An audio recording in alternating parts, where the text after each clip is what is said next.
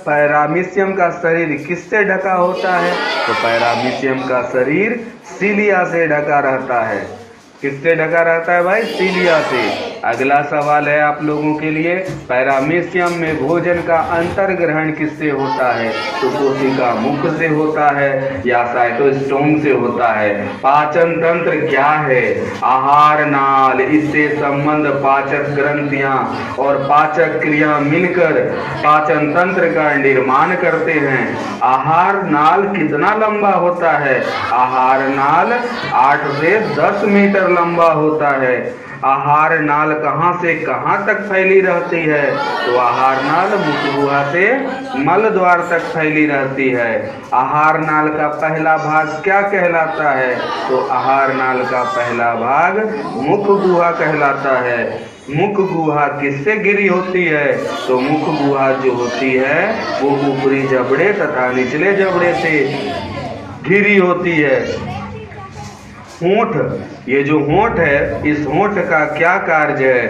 तो होंठ का कार्य भाई मुंह को बंद करना या खोलना। मुख गुहा के फर्श पर स्थित एक मांसल रचना होती है, उसे हम क्या कहते हैं? तो उसे हम जीभ कहते हैं। स्वाद कलियां किसे कहते हैं? तो जीभ के ऊपरी सतह पर कई छोटे छोटे अंकुर होते हैं जिन्हें स्वाद कलियां कहते हैं। भोजन को निगलने में कौन मदद करता है? तो भोजन को निगलने में जीभ मदद करता है। मुख गुहा में दांत कहाँ होते हैं? ऊपरी तथा निचले जबड़े पर मसूड़े से जुड़ा रहता है। अगला सवाल है, दांत का सिर या शिखर किसे कहते हैं? दांत का वह भाग जो मसूड़े के ऊपर निकला रहता है उसे सिर या शिखर कहते हैं। दांत का जड़ किसे कहते हैं? दांत का वह भाग जो मसूड़े में धंसा रहता है दांत का जड़ कहलाता है। दांत का ग्रीवा या गर्दन किसे कहते हैं? दांत के जड़ और शिखर के बीच का भाग ग्रीवा या गर्दन कहलाता है। मज्जा गुहा कहाँ होता है भाई? तो दांत के भीतर मज्जा गुहा होता है। अगला सवाल है, दंतास्थि या डेंटाइन कहाँ होता है? दांत में मज्जा गुहा के ऊपर दंतास्थि या डेंटाइन होता है। इनामेल कहाँ होता है? डेंटाइन के ऊपर होता है इनामेल। कहाँ होता है? डेंटाइन के ऊपर। डेंटाइन के ऊपर इनामेल होता है। दांत के क्या कार्य हैं भैया? दांत के कार्य है भोजन को काटना, भोजन को चबाना। मुख गुहा में कितने दांत होते हैं? तो मुख गुहा में 32 दांत होते हैं। दांत कितने प्रकार का होता है? तो दांत 4 प्रकार का होता है। कृंतक, भेदक, चवर्णक, अग्रचवर्णक। अंग्रेजी में बोले तो इंसाइजर, कैनाइन, मोलर, प्रीमोलर।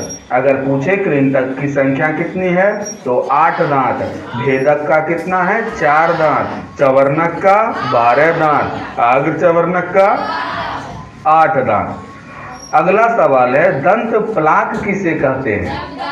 जब दांत को अच्छे से साफ नहीं किया जाता है तब बैक्टीरिया और भोजन के महीन कण दांत से चिपक कर एक अस्थायी परत बना देते हैं, उसे ही दंत प्लाक कहा जाता है। मानव शरीर में पाचन कहाँ से शुरू होता है? तो मानव शरीर में पाचन मुख गुहा से शुरू होता है। मानव शरीर में पाचन कहाँ समाप्त होता है? तो मानव शरीर में पाचन छोटी आंत में समाप्त होता है।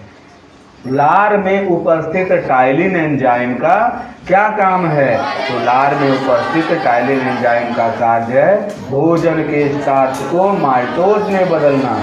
मुख गुहा के बाद भोजन कहाँ जाता है? तो मुख गुहा के बाद भोजन ग्रास नली से होता हुआ आमाशय में जाता है। जठर रस का स्राव कहाँ से होता है? आमाशय की भीतरी दीवार की सतह पर जठर ग्रंथियों से होता है।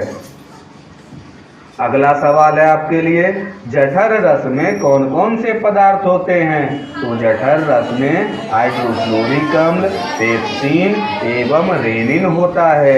हाइड्रोक्लोरिक अम्ल का क्या कार्य है? तो हाइड्रोक्लोरिक अम्ल का कार्य, पहला कार्य है एंजाइम की क्रिया को तीव्र करना, दूसरा है बैक्टीरिया या जीवाणु को नष्ट करने में सहायता करना। अगला सवाल है, पेप्सिन का क्या कार्य है? तो पेप्सिन भोजन के प्रोटीन को पेप्टोन में बदलता है। अगला सवाल है, आमाशय में वसा का आंशिक पाचन किसके द्वारा होता है? तो आमाशय में वसा का आंशिक पाचन जो होता है वो गैस्ट्रिक लाइपेज एंजाइम के द्वारा होता है। आमाशय में भोजन के गाढ़े लेई को क्या कहा जाता है? आमाशय में भोजन के गाढ़े लेई को काइम कहा जाता है।